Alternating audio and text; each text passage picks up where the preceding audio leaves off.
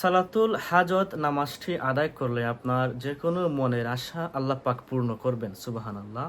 কেননা রাসূল করিম সাল্লাল্লাহু আলাইহি ওয়াসাল্লাম নিজেই সালাতুল হাজত সালাত আদায় করেছেন। তো আমাদের মধ্যে অনেকেই আছেন যাদের বিভিন্ন স্বপ্ন, আকাঙ্ক্ষা, ইচ্ছা থাকে যেগুলো পূর্ণ হয় না।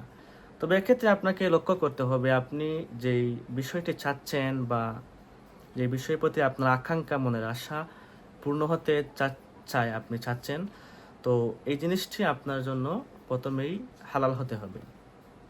অর্থাৎ হালাল মনের বাসনা ছাড়া হারাম কোনো মনের বাসনা আল্লাহ পাক কবুল করেন না, উল্টো ওই ব্যক্তি গুনাহগার হয়ে যায়। তাই আমরা হালাল জিনিসের প্রতি আমাদের আকাঙ্ক্ষা থাকবে এবং সেগুলো পাওয়ার জন্য আমরা চেষ্টা করব।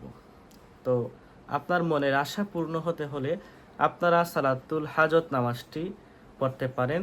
যে কোনো মনের আশা, কারো চাকরি হচ্ছে না, কারো বা বিদেশে যাওয়ার ইচ্ছা, যে কোনো মনের আশা পূর্ণ হতে হলে রাসূল করিম সাল্লাল্লাহু আলাইহি সাল্লামের শেখানো পদ্ধতি সালাতুল হাজত নামাজটি আপনারা আদায় করবেন। তো কিভাবে নামাজটি আদায় করবেন, এই নামাজটি মোট কত রাকাত, কোন কোন সূরা দিয়ে পড়তে হয়, ইনশাআল্লাহ অতি সংক্ষিপ্তভাবে আমরা আপনাদেরকে জানিয়ে দেব।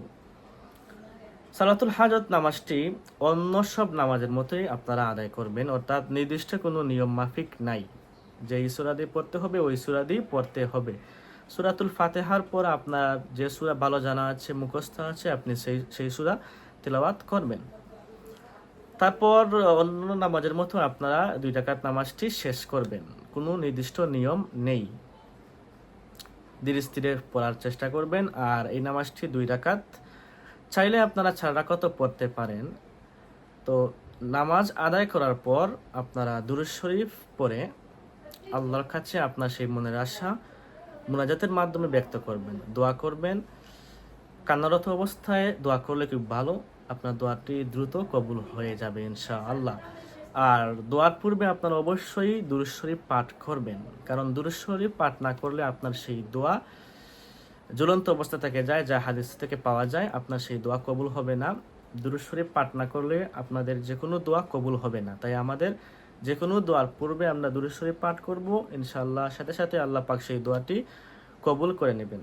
তো এই ছিল সালাতুল হাজত নামাজ পড়ার নিয়ম এবং তার যেই আপনারা কোন সূরা দিয়ে পড়বেন, নির্দিষ্ট কোনো সূরা নেই, আমরা জানলাম। অন্য সব নামাজের মতোই আমরা এই নামাজটি আদায় করব 2 রাকাত, বা চাইলে আপনারা 4 রাকাতও পড়তে পারেন। যে কোনো হালাল মনের বাসনা পূর্ণ হতে হলে আপনারা এই সালাতটি আদায় করবেন। আর আরেকটি কথা, আপনাকে অবশ্যই 5 ওয়াক্ত নামাজই হতে হবে। 5 ওয়াক্ত নামাজের বেলায় কোনো খবর নাই আর শুধু 2 রাকাত পড়লেন, তাতে কিন্তু কোনো কাজে আসবে না। 5 ওয়াক্ত ফরজ নামাজ আগে বড়। 5 ওয়াক্ত ফরজ নামাজ পড়ার পর আপনি যখন নফল নামাজ আদায় করবেন, সেই নফল ইবাদতের মাধ্যমে আপনি আল্লাহর নৈকট্য হাসিল করতে পারবেন। তাই আমরা প্রথমে 5 ওয়াক্ত নামাজ আদায় করব, তারপর নফল জিকির আজগার, এই যে বিভিন্ন দুরূদ শরীফ, তারপর তাসবিহ তেলাওয়াত করব। নতুবা এগুলো কোনোই কাজে আসবে না, কারণ নফল শত শত হাজার হাজার বন্দেগীর চেয়ে 1 রাকাত ফরজ নামাজের মূল্য অনেক বেশি। তাই আমরা ফরজ নামাজ ছেড়ে দিব না, ফরজ নামাজের পাশাপাশি আমরা এগুলো পড়ব। আমাদের মনের আশা, যে কোনো ইচ্ছা আল্লাহ পূর্ণ করবেন এবং আমরা আল্লাহর নৈকট্য হাসিল করতে পারবো। আল্লাহ পাক যেন আমাদের সবাইকে সেই তৌফিক দান করেন, আমিন। আসসালামু আলাইকুম ওয়া রাহমাতুল্লাহ।